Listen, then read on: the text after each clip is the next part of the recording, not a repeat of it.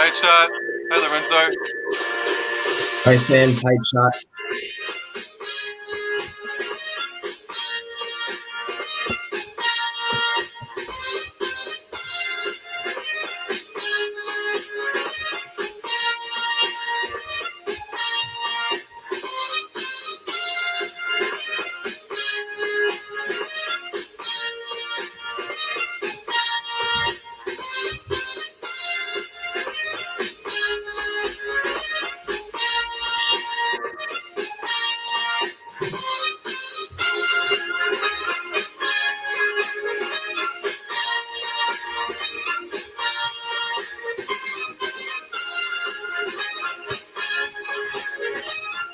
Oh, how are we, lads? Hey, there he is. Dick.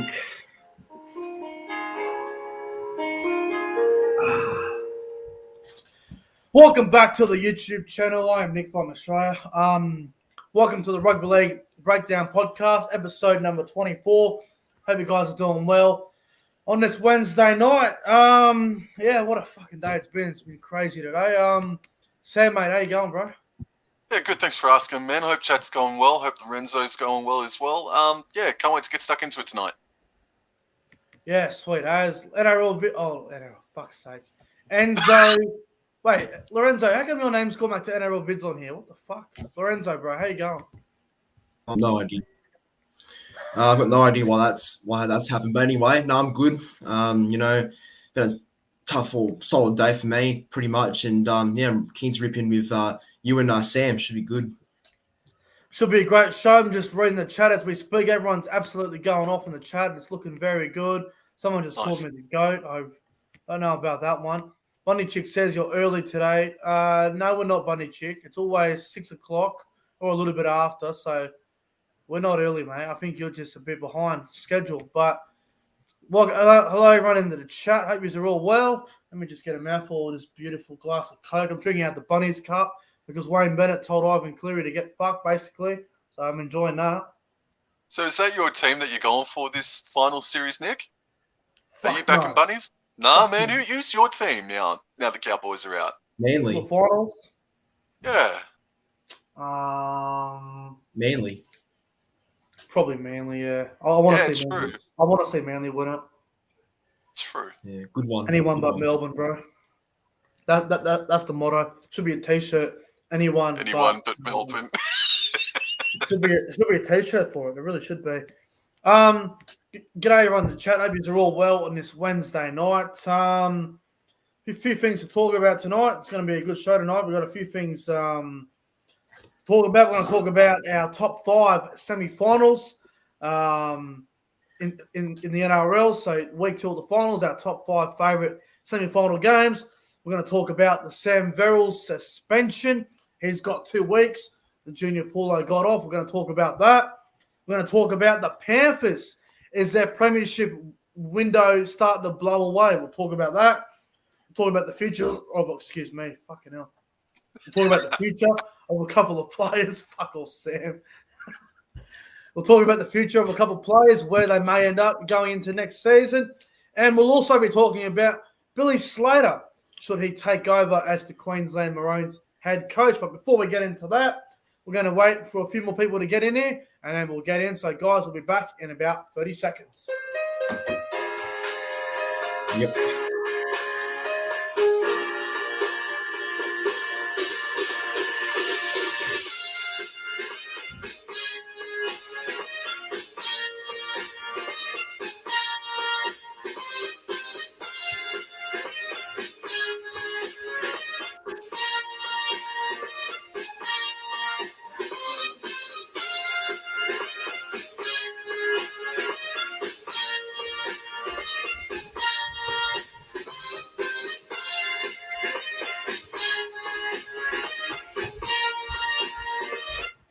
All right, let's fucking rip in. Make sure you guys go ahead and like the stream as well. It's much appreciated if you like the stream. Don't be afraid to comment on the live chat. Everyone's very nice on the chat at the moment, as I can see. And if you want to donate to the channel, feel free to do so via PayPal. The link is in the description below. But As we've been to it, lads. Topic number 5. So, our top 5 NRL Week 2 semi-finals. We've all got a different opinion on it. I'll start with you, Sam. Your top 5 from 5 to 1. So your top 5 NRL Week 2 semi-final matches, mate, in the past. What would your top 5 be?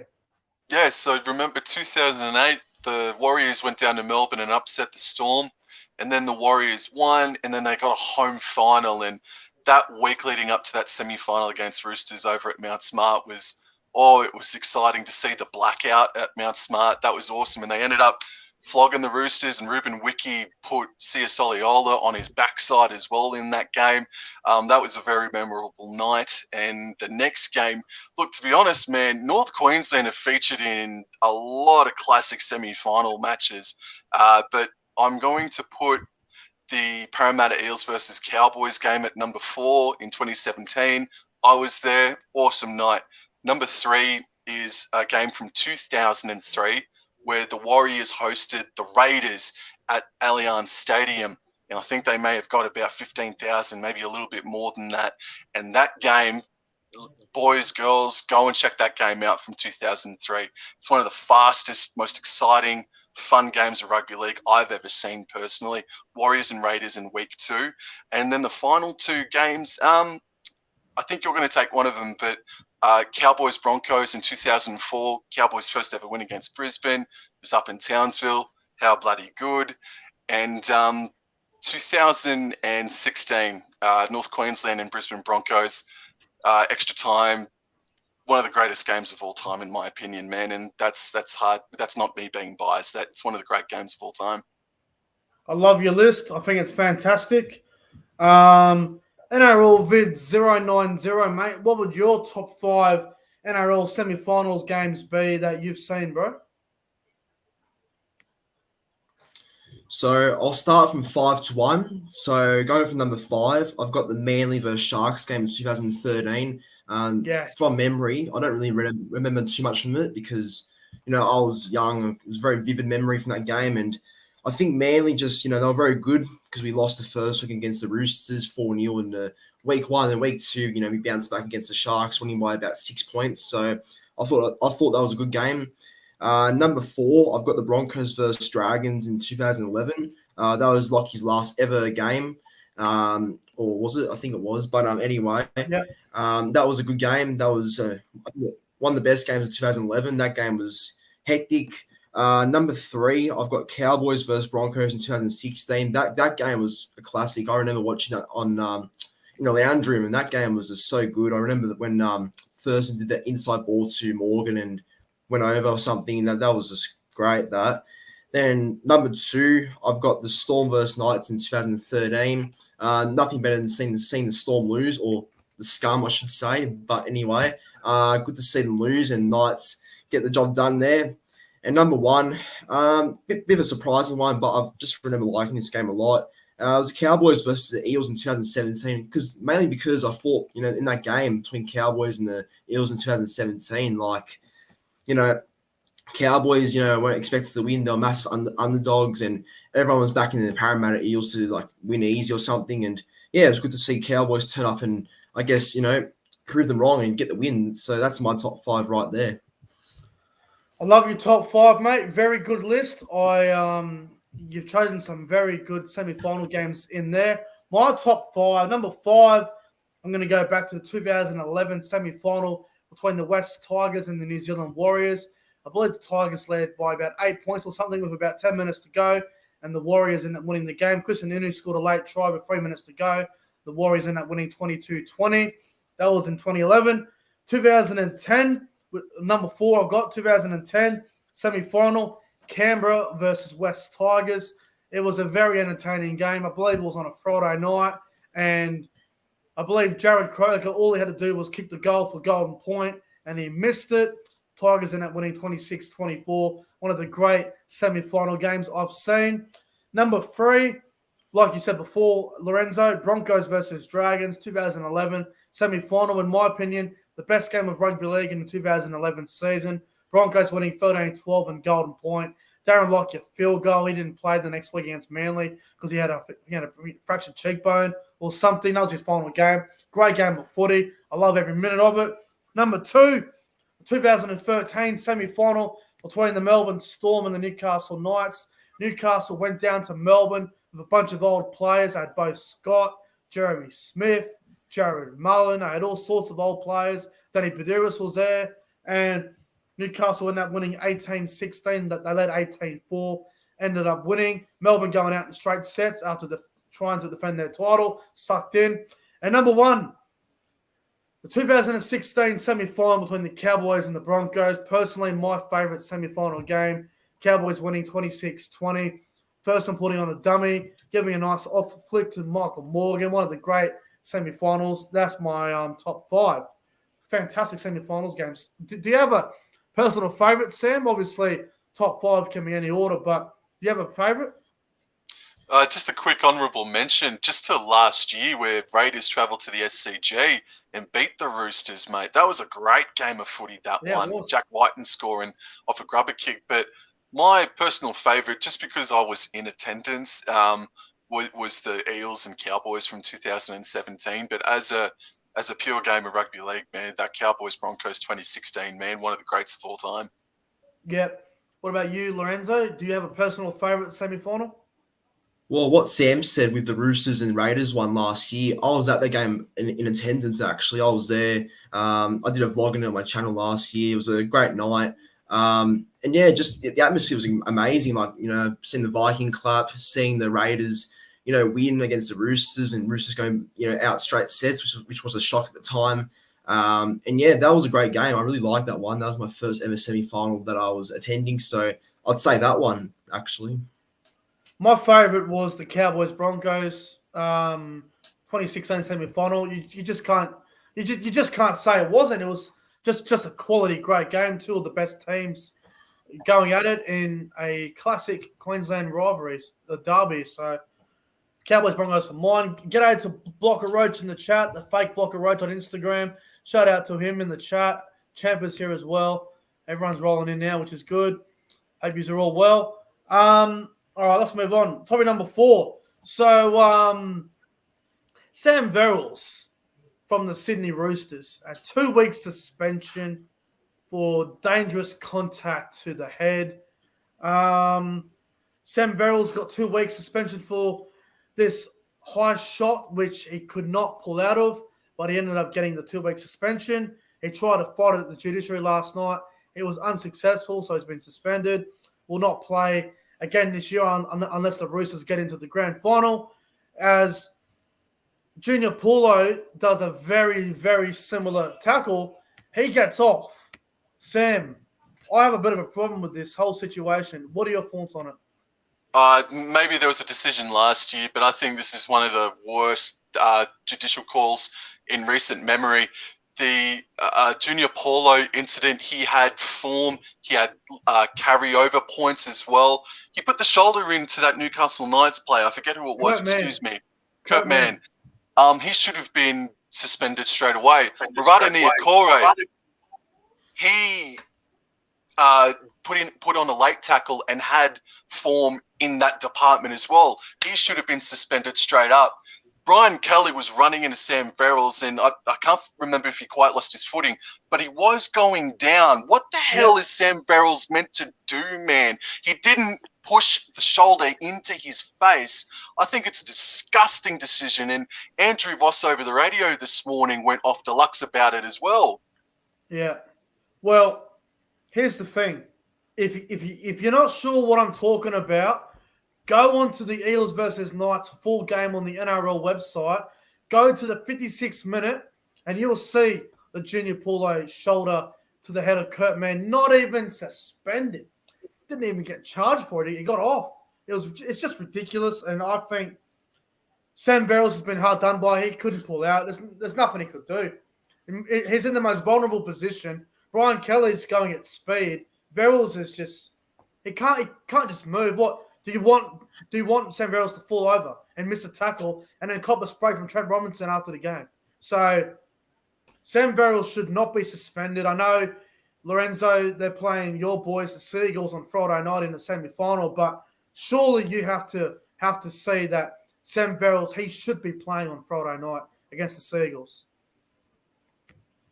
Yeah, for sure. I mean, his suspension is very unfair in my opinion, very unlucky. And like I was saying before, looking back at Junior Pulo's one, because when I saw Junior Pulo's late or shoulder to the head compared to Sam Verrill's tackle, it's way worse. And yeah, it's just there's no consistency. Like, where's the consistency anymore? Because Pulo should be missing games instead of Verills, because I think we've seen this too many times this year. Like, we've seen a lot of players, slip by accident, and then the particular player who does hit the player whilst falling doesn't have doesn't have control, doesn't have, can't pull out in time, and it's just an accident pretty much. And it's just silly, because that can't be, you can't be missing games for an accident. Whereas Junior Pulo, he hit Kurt Mann to the head with intention, and that's clear as that's clear they did that. So no, I'm not happy about that. That's just BS. All that, I'm not impressed.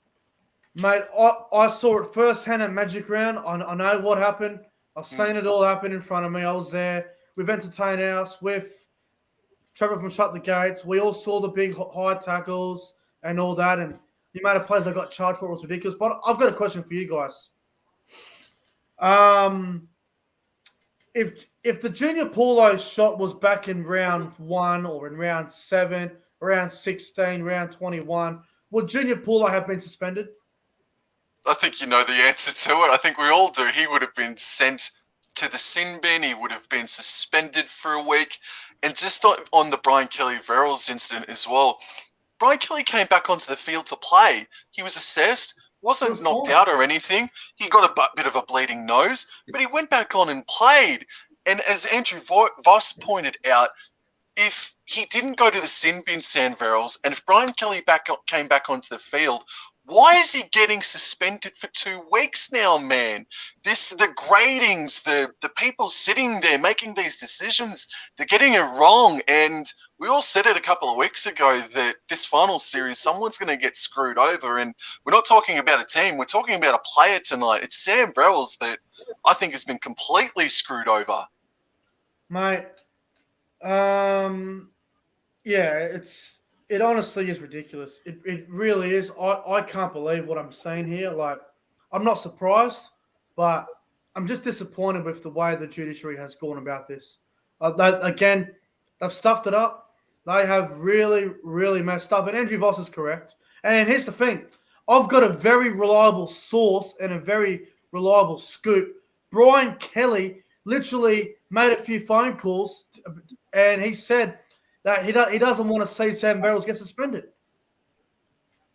Brian Kelly was pleading with people who are involved with this whole situation, and he doesn't even want to see Sam Verills should even be suspended. He made a call to someone, and he said, make sure Sam Verills gets off. He shouldn't even be getting charged for it.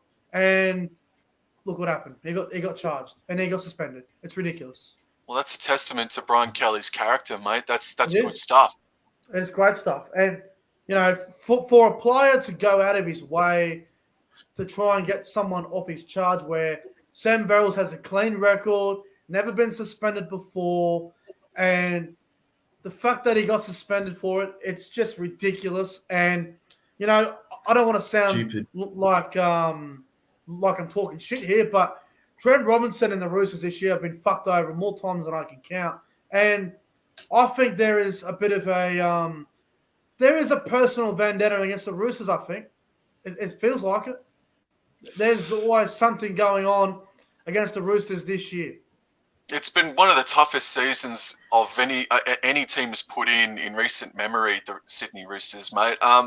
Yeah, they've copped some injuries, but we sort of sit back and go, oh, it's not a salary cap, it's a salary sombrero under the Roosters, They always seem to sign these superstars on pennies sort of thing, but I don't know. I don't know about that, mate, but yeah, it's had a lot of bullshit call. Go against them. The Roosters have had a lot of bullshit go against them at the judiciary, on the field, off the field, arguing with the referees. Ted Robinson went off his absolute rocket at the referees a few weeks ago, which I found fantastic. I think it was when Latrell Mitchell got suspended. That game. Joseph Manu's injury. Latrell should have been sent off then and there. Victor Radley, went back when they played the Broncos at the SCG. Radley should have been suspended for as long as what he was, in my opinion, as well. That's for sure. Yeah, now that I'm thinking about it, I know exactly what you mean. Lorenzo, quick question for you: Is there a conspiracy against the Roosters? It's hard to tell, isn't it? Because it's one of those things where it's hard to kind of get a whole read on it. But I mean, there is, there's things that you kind of add up to maybe thinking it is a conspiracy, like we've seen this year already with a couple of things that's gone against them. But I don't know. That's tough to actually kind of think of. Actually, I'm not too sure, but you never know. You know what? I'm going to go out on a limb and say this. I believe that there is a conspiracy against Trent Robinson and the Roosters. I think there's something deep going on there. I don't know what's going on there, but they always seem to be getting fucked over. They used to get all the calls, the Roosters, but now they get nothing go their way. And people are going to say, well, what about the illegal blocking for the field goal against the Gold Coast? That would be the only thing I've got right.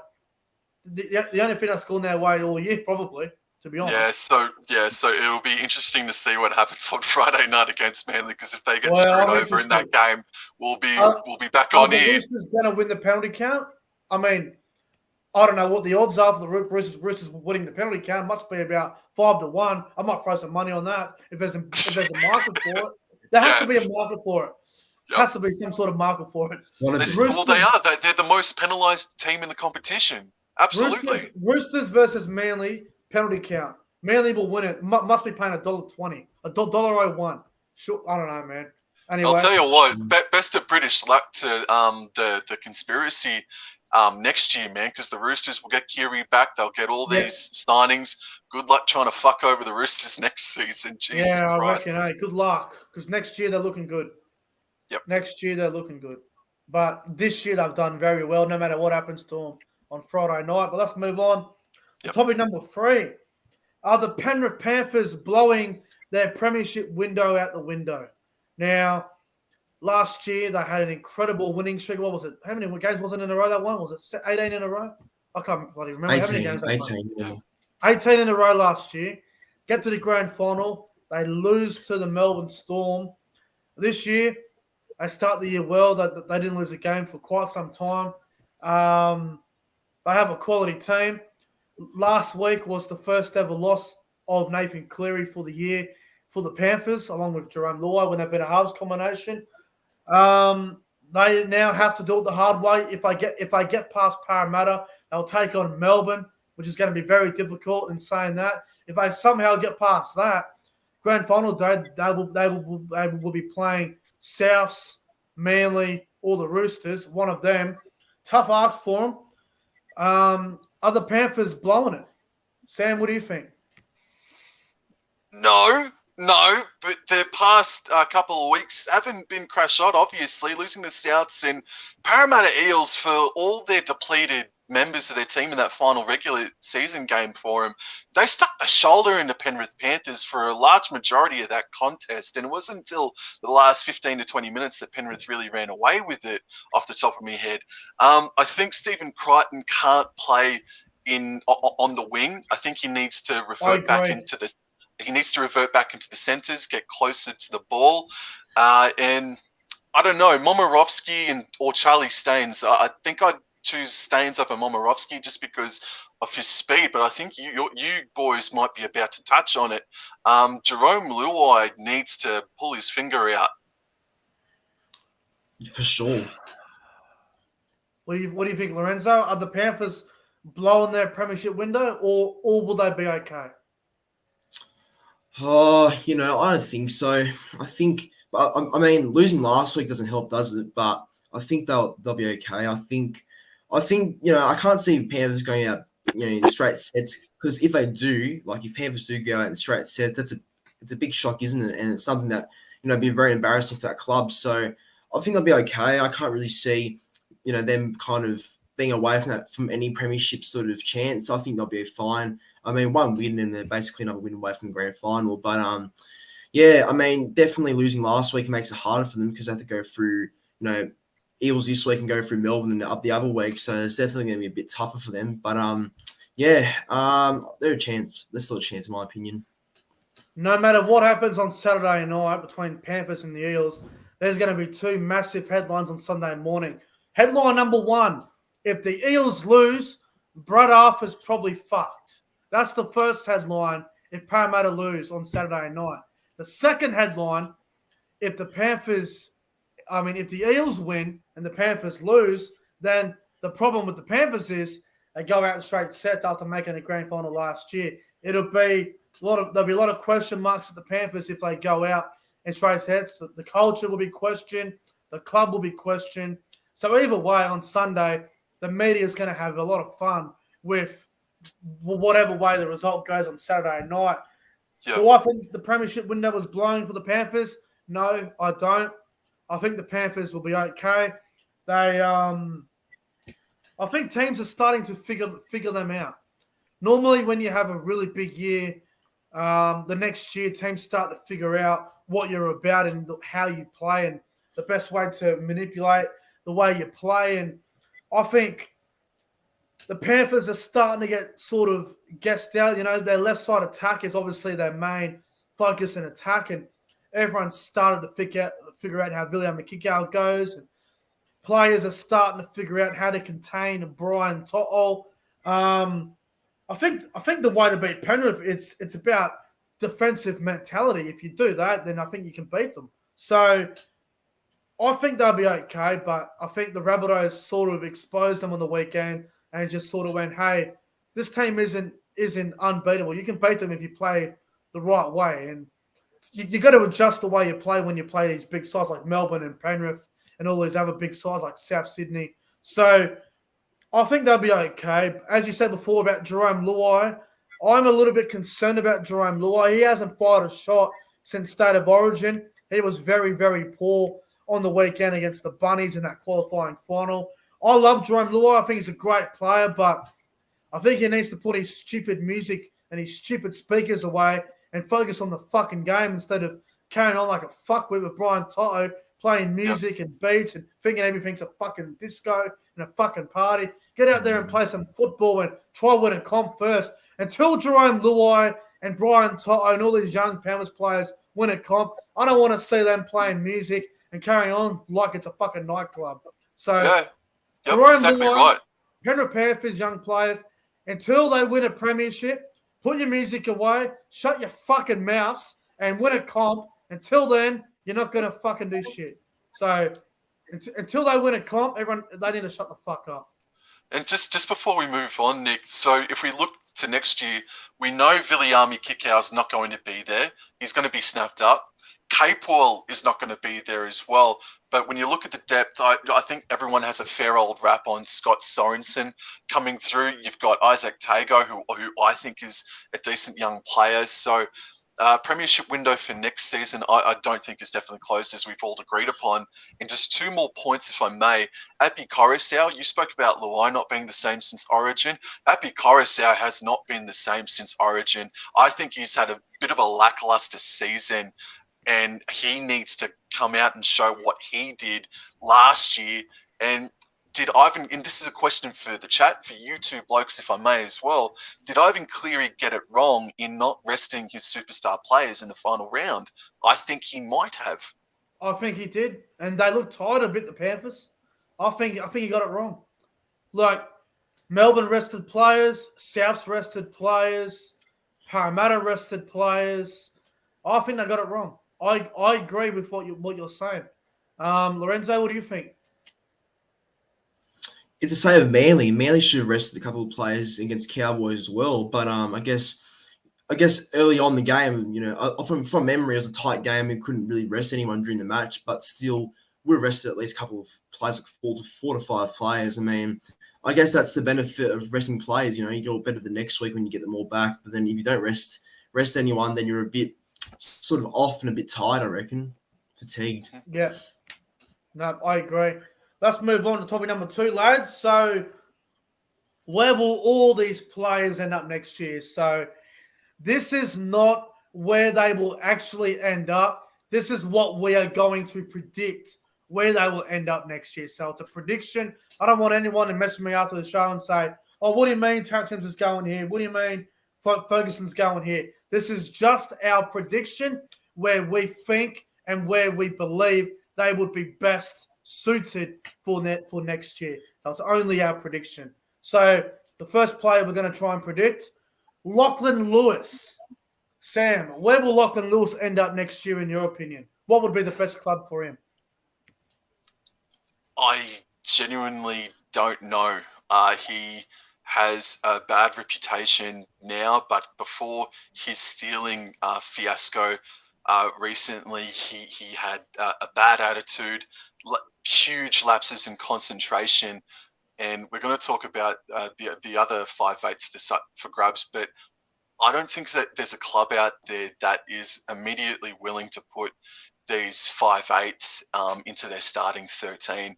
I think Lachlan Lewis could be an okay backup at Parramatta, maybe, and the Gold Coast Titans maybe as a backup there. But I mean, Titans switched Ash Taylor for Lachlan Lewis. I mean, what the hell would every Titans fan say about that, you know?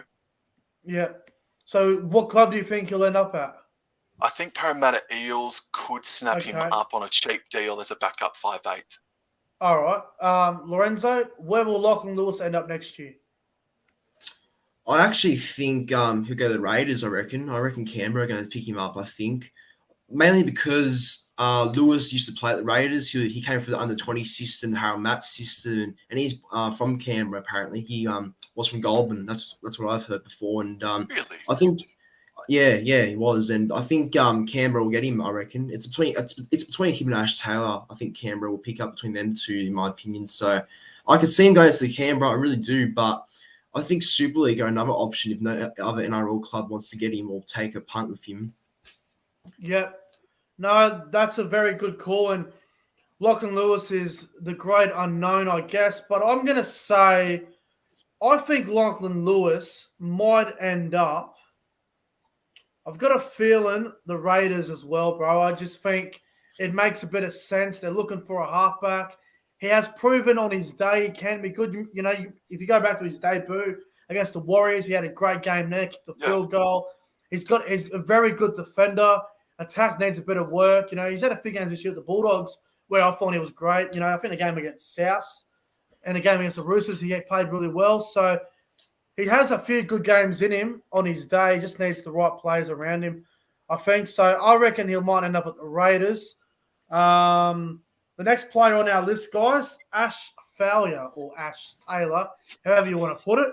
I can't stand the bloke. I couldn't care less where he ends up. Japanese rugby or something for him. But I don't know. But, Sam, where do you think Ash Taylor will end up next season? Well, Ash Taylor's bottom line at the minimum or maximum is about 300K, and no club at the moment wants to go and buy him. So he's got an awful stigma on him as well. And much like Lachlan Lewis, exactly, as I said just before, as I insinuated before, there's not too many positions out. There's not too many slots out there. For someone of Ash Taylor's skills and attributes, mate. I think Super League might have to be the way for Ash Taylor. He would be more of a favourite to go to Super League than Lachlan Lewis over to Super League. I like it. Before I get into Lorenzo, I just want to give a massive shout out to Daniel Bate in the chat over there in England, I believe. I want to give a shout out to Daniel Bate because this morning when I woke up, I received a PayPal donation from Daniel Bate of $17.44. So shout out to Daniel for that $17 donation this morning. It was a very nice surprise, and a big thank you to Daniel. He's been talking about donating for a while now, and he is a man of his word. So shout out to Daniel for the $17.44 this morning. I hope you have a great day over there in England, Daniel, and I hope all goes well for you, mate. Thanks for the $17, bro. Lorenzo, where do you think Ash Taylor will end up next season, bro? Honestly, rugby league history, right? He has said this before. I think he'll go to like a team like Wakefield or something. Honestly, get like a 3-story, get like a 1-story bedroom or whatever it was he said, and I think he'll just go to like a little house, something in Wakefield or whatever. I don't know. I feel like he's going to go to Super League and try to resurrect his career there if he can. I wouldn't be surprised if he doesn't, but we'll see anyway. Lorenzo, do you remember when Rugby League History was on the Coffee Lounge on our group chat on Instagram, and he said, Brody Croft, he'll go to Salford and all this, and he ended up going to Salford. He's now on his way to Salford. Fucking hell. Yeah, he did. And now Ash Taylor might end up at Wakefield. Who knows? But I wouldn't be surprised if he ended up at Wakefield personally. I think Ash Taylor next year will end up I think he'll go to the Super League as well. I can't see him staying in the NRL anywhere, so I reckon he might end up at the League Centurios or maybe the London Broncos. I can't see him getting an NRL club anywhere, so I'm going to predict the London Broncos or the League Centurios over in the Super League. I've got no idea. Who the fuck would want to buy that? Seriously, Ash failure. Waste of money, waste of time. Just why would you fucking buy him? Wouldn't bother.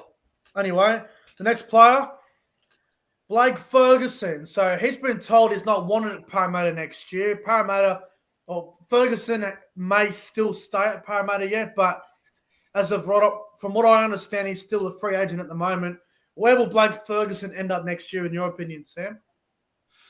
Yeah, so I think there was lots of talk about Newcastle, but the combination between Best and Tawala is proving really good.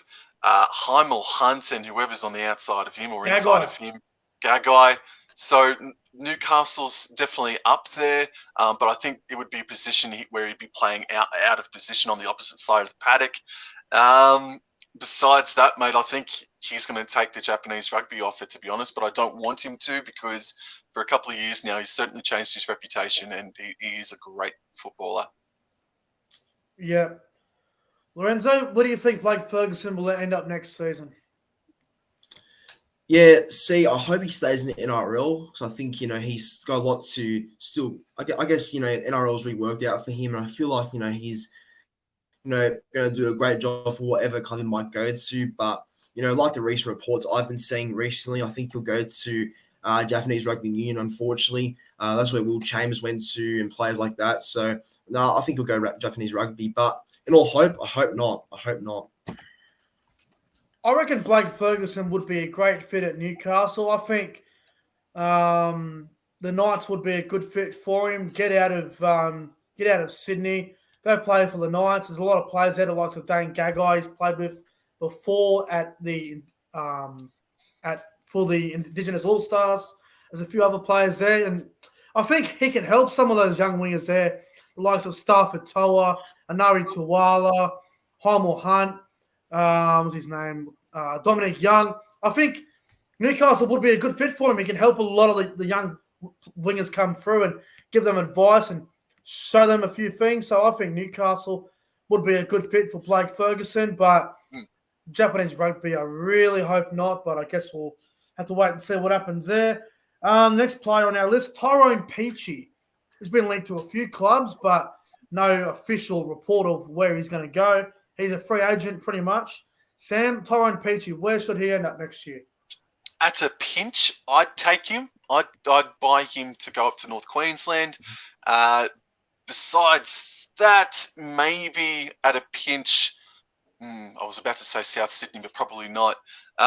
Sydney Roosters, he's shown some good form at 5'8" for the last few weeks for the Gold Coast Titans. So any lucky would be pretty lucky to have him, I'd reckon. Yep. Lorenzo, what do you reckon?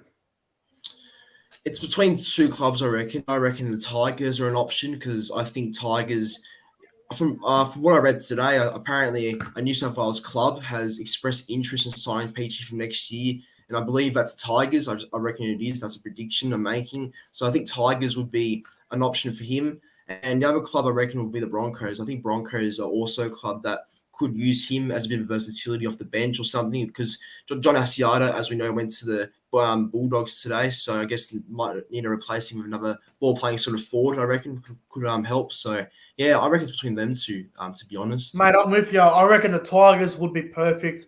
The Tigers need to get some players, man. They have a lot of money to use at the moment in the salary cap, and they just need to get some quality. Now, Tyrone Peachey might not be the quality player that he once was when he was at Penrith, but I think the Tigers need him, and I think he could go there as a ball-playing lock, a bit like what Connor Watson did at Newcastle and a bit like what a lot of players have been doing nowadays. So I think Tyrone Peachey would be perfect for the West Tigers. The Broncos would be a good fit as well, but I think the Tigers would be a great fit for Tyrone Peachey. Two more players to talk about. Aaron Woods, he's a free agent. Now, Aaron Woods, I think he's a very good player, experienced front rower, knows how to do his job well, brings a lot of leadership skills. Sam, where would you like to see Aaron Woods end up next year? I don't know about but I don't know. I put Brisbane Broncos to his face. I don't know. I think he could be a good leader up there at Brisbane Broncos. All right, sounds pretty good. Lorenzo? This is gonna be a bit of a bold call, actually. I mean, this is just my opinion. It's a very bold one. I reckon he'll sign the Roosters, Aaron Woods. I believe he will. I think we'll see what happens, but Siwa Takayaho might be going to the Super League next year, apparently on a luxury of deal. And I think Aaron Woods could actually be that sort of experience to replace him in that Roosters pack next year. So I think it's a good chance of happening. I really do.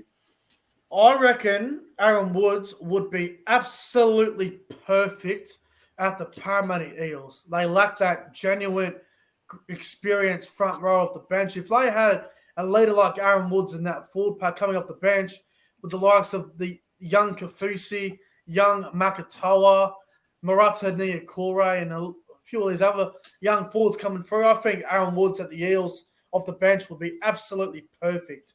Brings a lot of experience and leadership, and he's just an out-and-out, really strong front rower. So a lot of people bug Aaron Woods. I think he'd be great at the Eels off the bench. That's what I think he'd be a good fit at.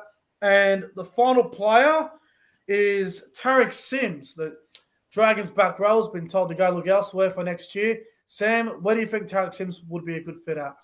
Well, I don't think he's asking for $950K like Viliami Kikau is. So, Cowboys throw some money at Tariq Sims. He'd be great up at North Queensland. Yep. Lorenzo, what about you? Yeah, I'm gonna agree with Sam. Actually, I think Tariq Sims will go to the Cowboys. I think that's a good chance of happening. I think Cowboys need some back rowers, and I feel like he'd be a priority target. I really do think that will happen. Yeah, I'm with you. I think Tariq Sims at the Cowboys would be a great buy. He used to play for the Cowboys. He knows the area well. He's an experienced player. He's a great leader.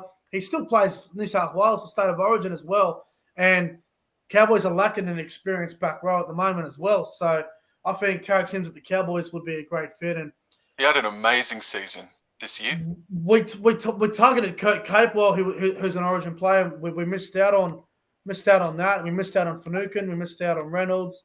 I think Tariq Sims would be a great buy. So I think Cowboys would be the perfect fit for Tariq Sims. Also, before we move on, Adam Elliott's been released from his contract. Do you think Adam Elliott will find a club next year? Sam? Yeah, definitely. He needs to pull his finger out as well. But he'll find a club. I hope it's not West Tigers because I think every man and his dog is sick of West Tigers signing up some bad bugger products, if that makes any sense. Yeah. Lorenzo?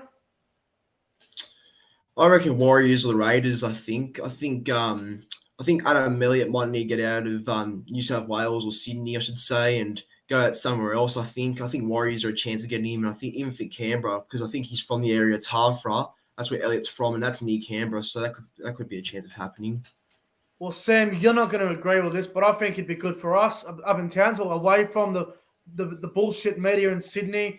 He's played plenty of games. He's a great left edge back rower. I know he's not an experienced back rower like a Tariq Sims or someone at his caliber, but he's still a very solid player. And He can play the odd game in the middle if you need him to. I think he'd be good in Townsville. Get away from the New South Wales media. Get away from Sydney. So I've seen him play a couple of good games before, but gee whiz, he's got a brain snap in him from time to time, and he still has two errors in his game. He's still got, but we don't want to buy someone who's still got some errors in his game. We want someone better than what, in my opinion, Adam Elliott offers. I think he'd be a good buy if he came up north. I think he'd be solid because he'd get away from the bullshit media. And, last one in the chat, forgot to mention this one as well, Ryan James. I reckon he'll go to the Broncos. Isn't he off to a Super League club? I might be wrong. I think I fleetingly saw his name attached to Super League. Yeah, I don't know. Everyone's been attached to the Super League. It's ridiculous. Yeah, true. I reckon Broncos for Ryan James. Lorenzo, who do you reckon? What do you reckon he'll end up? Yeah, I agree.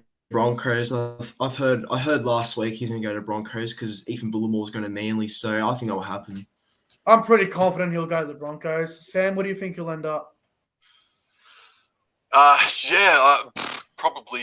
I don't know. They'd be starting to get top heavy with forwards. No, I don't know, mate, where Ryan James could end up, mate. Probably Warriors would be all right.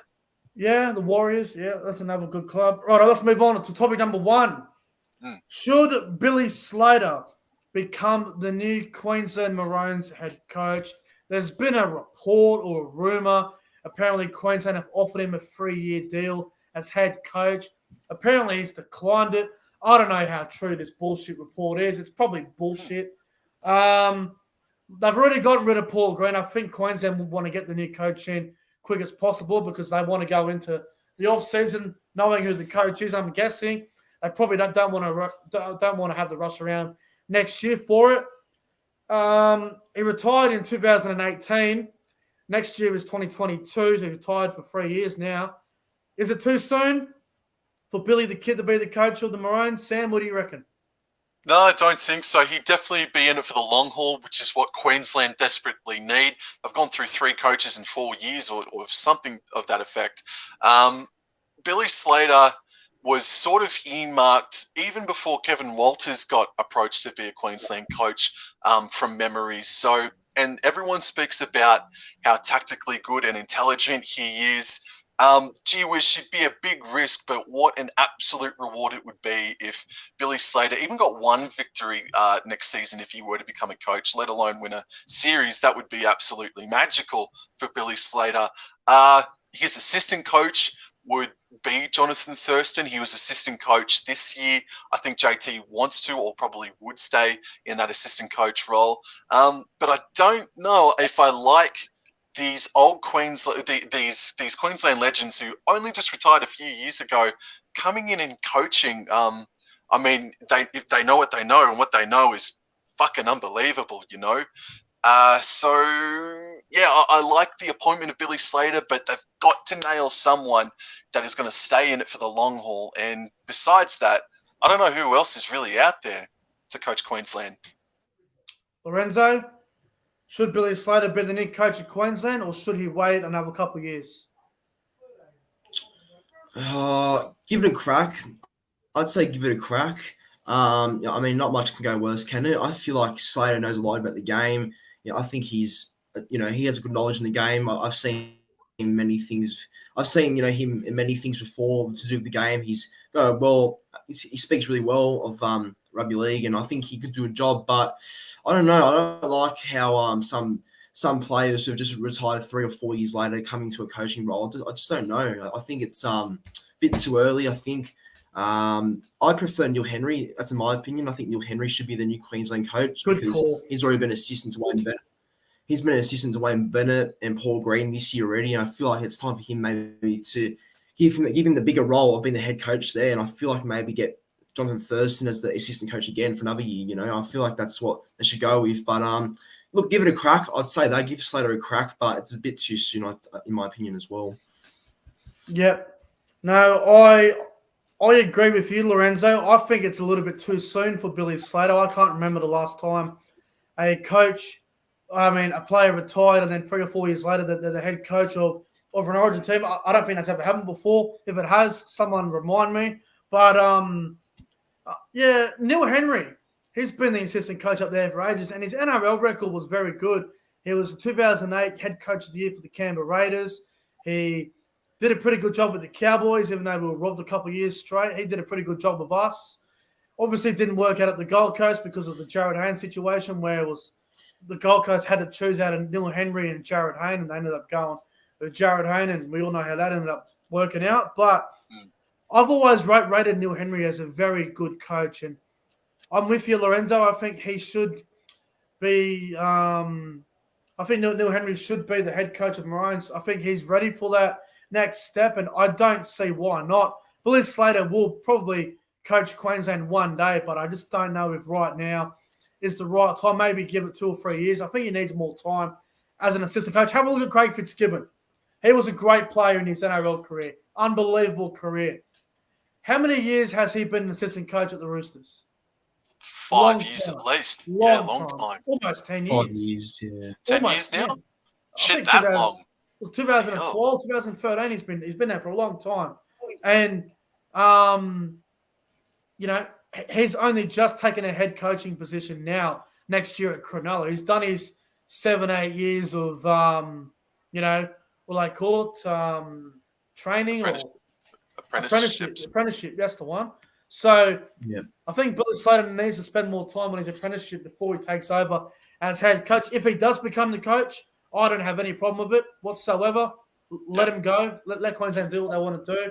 But I think another 2 or 3 years for Slater would be best for him to be, doing his apprenticeship a bit longer. But I think Neil Henry or Wayne Bennett should be the coach next year for Queensland. That's what I would do.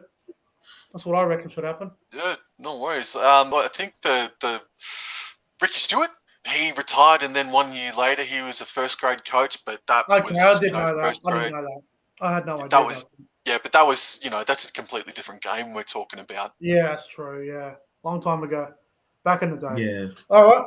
Sounds good. Well, let's move on to the round of footy, lads. So we've got 2 massive semi-finals this weekend, as I'm sure we're all well aware of. And just make it bloody hiccups. Let's move on. Sorry. So let's go into the semi-final previews now. So Friday night, September 17, Friday night footy kicking off at 7:50 p.m. up there at Mackay in Queensland. It is the first semi-final. It is the Manly Warringah Seagulls up against the Sydney Roosters. Manly are favourites at $1.30. The Roosters at $3.50. Very nice price there for the Chooks. BB Prince Stadium should be a great game, this one. Manly had a disappointing game last week. Roosters held on for their lives against the Gold Coast. Sam, who wins this game on Friday night? What's your margin prediction, and who's going to score a try? I think Manly can win this game by 13 plus, but not an extravagant 13 plus points victory. I think Jason Saab will stand up to Daniel Tupou, who you expertly pointed out is up against Daniel Tupou. I think Jason Saab will stand up and score a try. But I'm just worried about the quality of game that we're going to get. These two sides are the worst sides in the NRL this season for handling the ball, and they're playing the game up in sticky old, sweaty old Mackay. So I don't know what sort of quality game we're going to get, but I'm going to tip Manly to win by a non-extravagant 13 plus. What margin you reckon? What, 16, 18, 14? Exactly. Yeah, 16 points. Yep. So what would Manly that got 16. Okay. Yeah, 16. What try scores you got for the Saab. game? Mr. Saab. Jason Saab. All right, sounds good to me. Lorenzo, obviously your boys, the Seagulls, in the semis against the Chooks on Friday night. Give us a margin and a try score for the game on Friday night. Okay, so I'll back my boys again. I feel like we'll be better than what we were last week. I expect a big bounce back, and there better be a bounce back.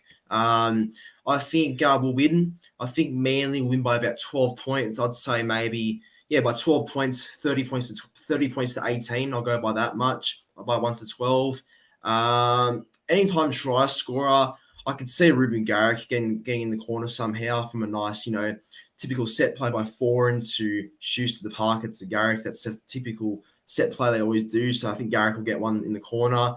And I can see Olakuatu getting the first try. I think Hamole Olakuatu Bajo for the first try. Yeah, I like it. Look, I think that this is going to be the better of the semi-finals, to be honest. I think this semi-final will be the better of the two games. I think the Roosters are a massive chance. I think they are looking very, very good. A lot of injuries, but Trent Robinson is an absolute genius. We all saw what he did last week. He was a genius. This is a big game.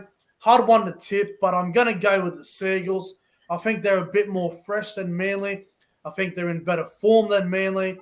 Turbo was quiet last week. I think he's out for a massive game on Friday night. The two best fullbacks going at it. Turbo versus Teddy. It's going to be a great game. I think the Manly Warringah Seagulls will win by about 6 points. I'm going to go Manly. High-scoring game, though. 28 points to 22. Manly by 6. I reckon Angus Crichton will score the first try of the game, actually. I think Crichton can score first. And I reckon Tommy Turbo will bag a try, and I think he'll be man of the match. Friday night, he was really poor last week, and I think he would have took that very personally. So I'm going Manly by 6, 28-22, and Tommy Turbo will be man of the match on Friday night.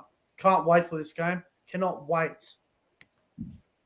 Let's move on to the other semi-final, lads, which is going to be another interesting game.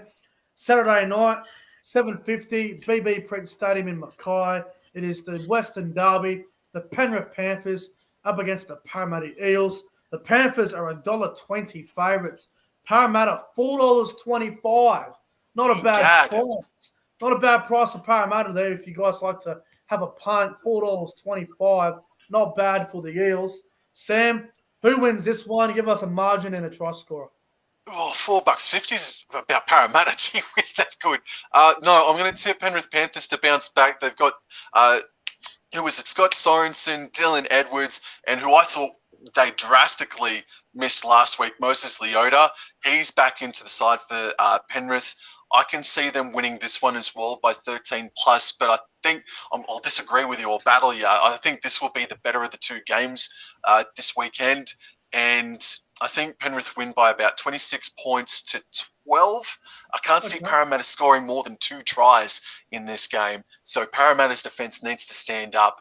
I'll go for Tavita Pangai Jr. to go crash over for any time try scorer. Wow, that's interesting. Lorenzo, Panthers, Eels, try scorer and margin. What do you reckon, mate? Yeah, I expect Panthers to bounce back. I think they'll be better than what they were last week. I think they'll get the win in the end. So I can see Panthers winning by about 8 points. I'll have a score line of 24 points to 16 by 8 points. And I think anytime try scorer. Look, I can see Dylan Edwards getting a try in either the first half or second half. I can just see him getting a try during the game somehow in his return. And my first try scorer, I believe Brian Toto will get one in that left corner. Yeah, no, it sounds good. Look, to be honest with you, I can't see Parramatta winning this game. I think the Panthers win, and I think the Panthers win really well on Saturday night. I just can't see Parramatta getting up for it. I just wonder how much did last week's game take out of them. Their forward pack was very, very physical last week. I just don't know if they can back up what they did last week. I'm worried about them. They had a 12-point lead against Newcastle, and next minute they were up by 2 with 5 minutes to go, and Newcastle were coming for them, and it was a very scary last 5 minutes for the Eels, but they ended up getting up in a really tight game. I just worry about the Parramatta Eels backline. I just don't know if the likes of Penasini, Dunster, I don't know if they can do it against the Panthers. The Panthers, for mine, they have the wood on the Eels. The Eels haven't beat them for a while now. I think 2020 round 5 or something was that last time they beat them. It was early last year sometime. I think the Panthers win, and I think the Panthers win by about 30 points. I can't see this game being close. My guarantee of the weekend is the Panthers win really, really well. So I'm going to go the Panthers to win. Let's go 36 points to 6. I reckon Brian Toto scores the first try as well. I agree with you, Lorenzo. And I believe Nathan Cleary will score any time, and Nathan Cleary will be the man of the match. I just can't see Parramatta threatening Penrith. The Panthers win, and the Panthers win well. Guarantee it. Absolutely guarantee it. I'll tell you what, Dylan Brown needs to do more this week than what he Yes, did he last does. week against Newcastle, if there any chance.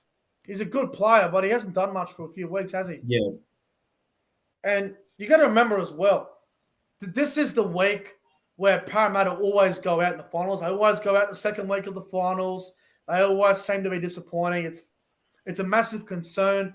I don't know if they can get up for this. I think the Eels will be in the game early on, but I just see Penrith running over them. Last week, Parramatta against Newcastle, they started that game really, really slow. Newcastle scored the first try in the first 2 minutes.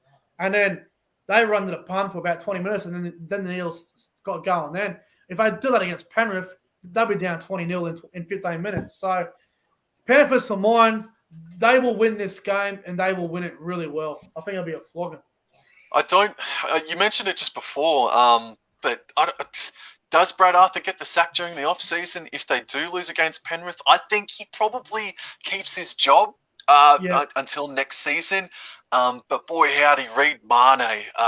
They're missing Reid Marnie for sure, man. Oh, yeah. Look, Yeah. I don't care if Ray Stone makes 40 tackles in the middle or not. Last week he ran for 0 meters. When you're playing number 9, you got to run the fucking ball. Especially with how the game is at the moment, you got to run the ball from dummy half. If you don't do that, your team's going to get exposed for the middle. Look at Melbourne, Brandon Smith, Harry Grant, bang. They always run. Other teams who don't run the ball, they get left behind in the mud. So the challenge for Parramatta is getting up for it. Brad Arthur, will he get the sack if they lose? Well, that's the thing. They go out the same position again as last year and the year before that. Does he get the axe? I don't know. I know our good friend Trevor from Shut the Gates has called for Brad Arthur's head if the Eels do go out this weekend. So yep. I guess we'll have to wait and see what happens. But I guarantee the Panthers will win Saturday night. Now, if the Eels do win, I won't be that surprised because it'll just prove that they have gained some mental toughness. So I hope Parramatta can get up. I've got heaps of mates who are Parramatta fans, so I hope Parramatta do win for them, and I would love to see them get up, but I just can't see them beating Penrith. Yeah, and just on the other game again, if Roosters get up to beat Manly, it's got to be the Roosters' best. Besides grand final victories, it's got to be their best win maybe in a few years, man. It would be an unreal story if Easts win on Friday night. Oh yeah, no doubt. Absolutely, no doubt. Yeah. All right. Anything else you guys want to talk about before we get on out of here tonight? No. I think we've covered absolutely everything tonight, mate. It's been a nice show, and thanks, chat. Lorenzo, Nick, thanks for having me. Been good fun. Lorenzo, anything else? Anything else, mate? No, I was going to say, great podcast yet again. It was good to talk of everything. I think we've pretty much addressed everything tonight. Just want to thank Sam and you, Nick, for the podcast again. And thanks, chat, for watching. Mate, it's been a good night. Everyone's been very good in the chat. No trolls tonight. Maybe they've gone away for good. Maybe they listened to what I said in the corner post. Maybe they listened. I don't know. Who the fuck knows? But the trolls are not here tonight, and obviously we've killed the trolls. They're fucked. I don't know what happened to them, but they're gone. Good riddance. 50-0, or that's a fucking 150-0 as we speak. It's like I've got Turbo and Cleary on my team, and we got fucking Thurston and Cronk from retirement, Smith's back. Everyone's in. They're getting rolled. But anyway, guys, thanks for tonight. Good show. If you guys enjoyed the video, make sure you guys go ahead, like, comment, and subscribe.